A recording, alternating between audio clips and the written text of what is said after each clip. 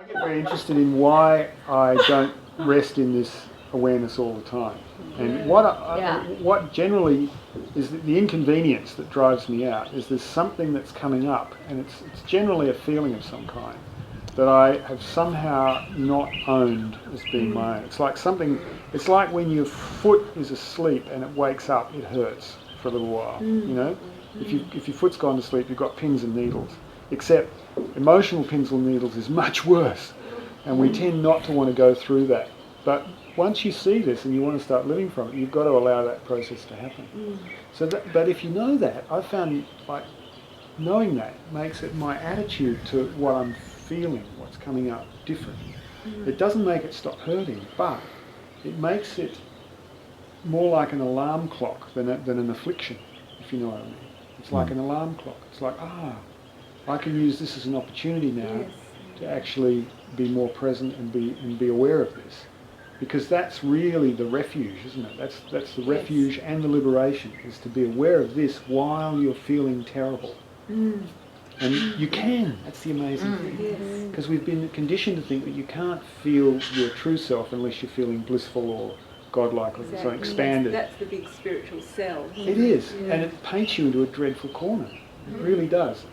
Whereas if you can be aware of this, whatever is going on, which I've found to be true, I'm continuing to test that. But even in really feeling terrible, some dreadful thing coming up that you've stored for, since you were pre-verbal is coming up, and every fibre in your being just feels awful. But there's still this space in which it's happening, and it's not cooped up in a skin bag. Because that's the dreadful, unbearable feeling thing. locked in with it. Yes, feeling shut up in it. That is the real. So what is the way out then, or what is just the awareness? Just of the it? awareness. Just You're watching what's happening. Yeah, watching what's happening and being Like present it's a to show. it. Yeah. It's the sadness show. It's the God is gripping my chest and I'm feeling tight and What I find is what doesn't happen is those thoughts, oh God, I'm going to feel like this forever. Yes. Those thoughts may arise, but it's kind of like I don't have to believe them. It's funny, I don't relate to it so much when you talk about it in the feeling reality. Is that, I don't know, it's not where, for me it comes more out in responsibility. Like there's all places where I don't take responsibility in my life. And as I'm more and more interconnected with my own bigger self and with Juan's, there's a pressure to take responsibility in those places. I experience a pressure. And then when I don't take responsibility in those places, I can see the consequences of it. I'm not rendering the consequences of it invisible the way those boys did. I can feel the consequences of it. And because I can feel the consequences of it so strongly, it keeps pushing you to the only logical thing is the greater good. But it's not like I want to go to the greater good in the first place. I don't. You get dragged kicking and screaming. But it's only, then I ignore the greater good again and decide something for the little me. But it's not good I can't help but notice. Not only is it not really good for me, it's not good for anybody and it's not good for anything. And then that puts that in a question. And kind of like them eating at McDonald's. And then it makes me responsible where I didn't want to be. So I keep experiencing around responsibility, wanting to kind of be stupid or veil or whatever we want to call it. Keep it fuzzy. And being in the bigger self makes it less fuzzy. We have some idea, it makes it more like la la la la. Makes it less fuzzy. I can see the consequences stronger. Yeah, that's a very good perspective. We're all working it out, aren't we?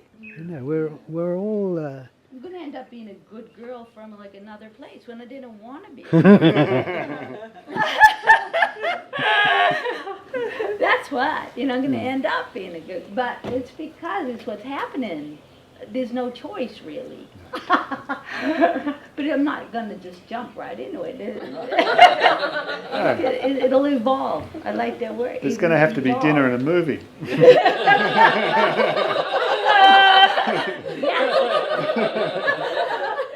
Yeah. That kind of developmental.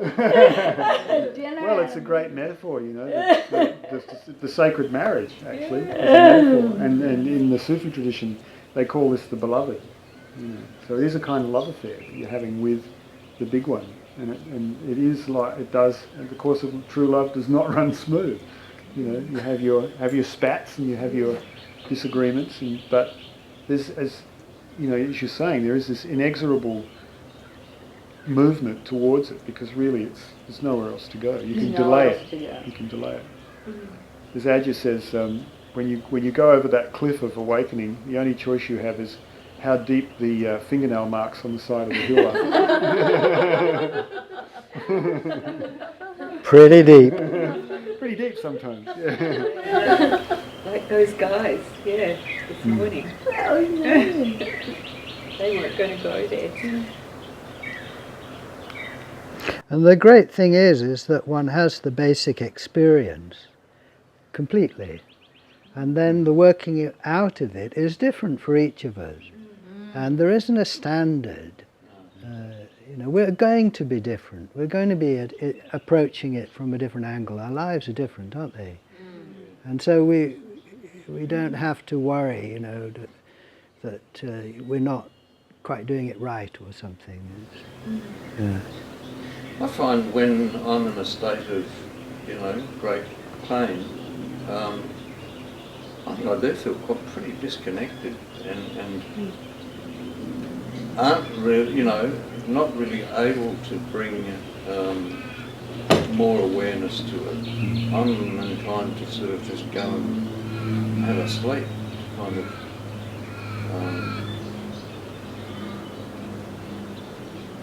That's the only response I can really have to when it really, you know, when the beast comes on. When it's so overwhelming. Yeah, Absolutely. Sometimes it's too overwhelming even to see this. Here's a little experiment then to do with pain, Chris. You ready? Pain and resistance. All right, so hold out your hand and look at it and notice your capacity for your hand. It's non-verbal, so we're putting a word on it. You know, space for your hand, the emptiness becomes the hand. You're shapeless here and you're shaped and colored by the hand. And then be aware of your sensations. The nothingness becomes the sensations and is formed by the sensations. And there's movement there, isn't there? You feel the changing sensations. Does the space change? It doesn't for me, no. So now tense your hand into a fist. Does the space get tense? No. Now relax it. Does the space get relaxed? No. So now gently dig your nail into your finger, you know, just a bit of discomfort. There's the pain. Is the space hurt? No. No. Now stop. Now put your hands together just lightly like that. And you can see that your space for your hands and space for the sensation, your capacity for all of that. And now push one hand against the other. And there's resistance there, isn't there? One hand is resisting the other. And now relax again.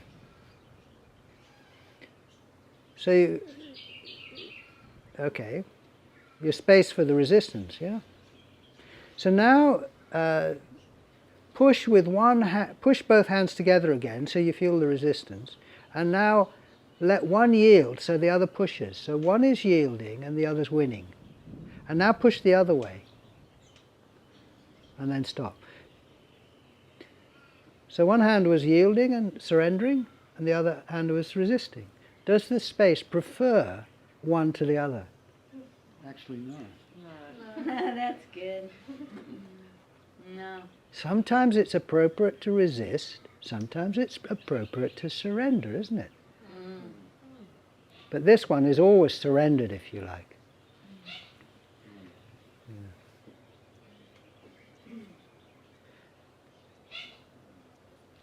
We don't have to when we're seeing who we are, we don't always have to feel surrendered. No, there are plenty of situations in which it's appropriate to be assertive and not to surrender in actual fact. Yeah.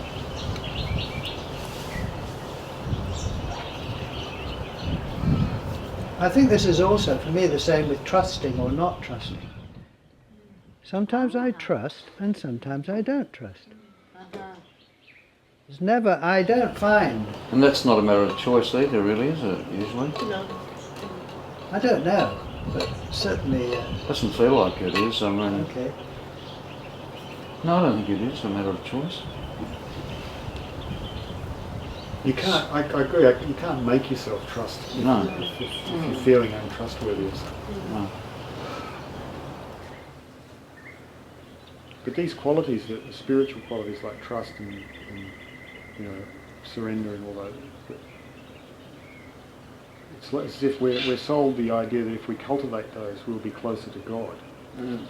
It's a kind of boondoggle, isn't it? But isn't that more a religious thing, not a spiritual thing? Well, I don't see spirituality as that way. I think there are certain spiritualities where those qualities are held in high esteem, but I mean, there's a kind of spiritual template that people try and fit themselves into, Which means that I think they've escaped religion, but they've actually gone into the same kind of thing. Right. So isn't there a line then between spirituality that's gone that way and then spirituality that's what we are about, actually? I think the difference for me would be: are you interested in what's actually real? Yeah. Are you interested in that, and are you interested in having a look for yourself? Simple as that. Whatever methodology you employ, that's the spirit of it. So it's similar to science in a way. Yes. It's a kind of science of the first person. So how about if we do another little experiment and then perhaps explore the implications of it. And this is the turning one. And you've probably not done this one. No. And so most of us have done it. We stand up and you point back at your no face and you slowly turn around and notice whether you turn or the world turns. I find the world is going past my finger. Do you find that? Yeah. So you're still and the world is moving. Yeah. That's what they do when they do dervish dancing, don't Yes, yes. they? They just look at the... At center, if you like, you're still. Always still.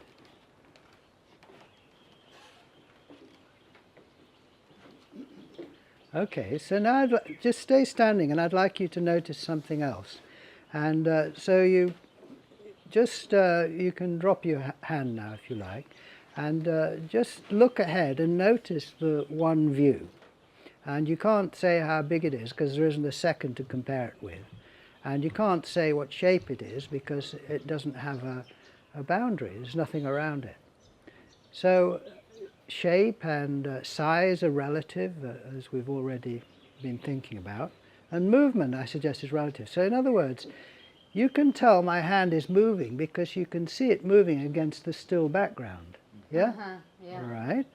Because if the background was moving at the same pace, you wouldn't be able to see it moving. Right? So movement in that sense is relative. So if you move from left to right, just sway a bit, you can probably see someone moving against a background. Yeah. Right? Now you look at the whole view and you see it has no background, right?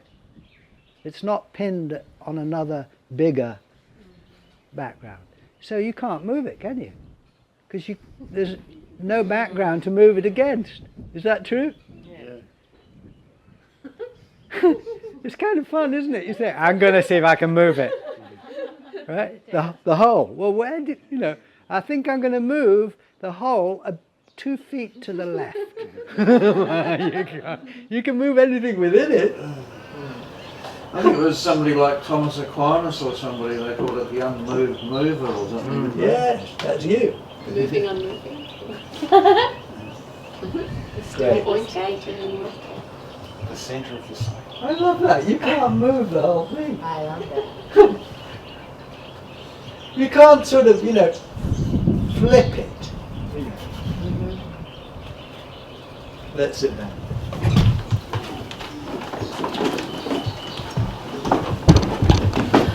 You look like you're enjoying that. Oh, it's fun. It is fun, isn't it? It is fun.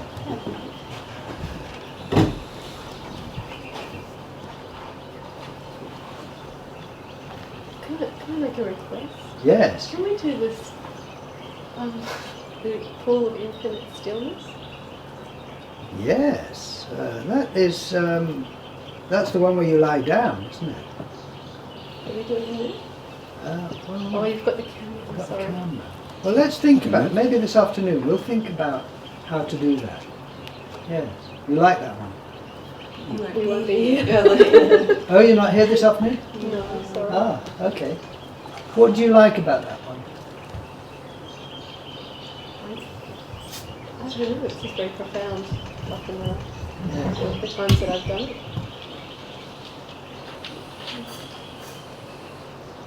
Well, we could do it.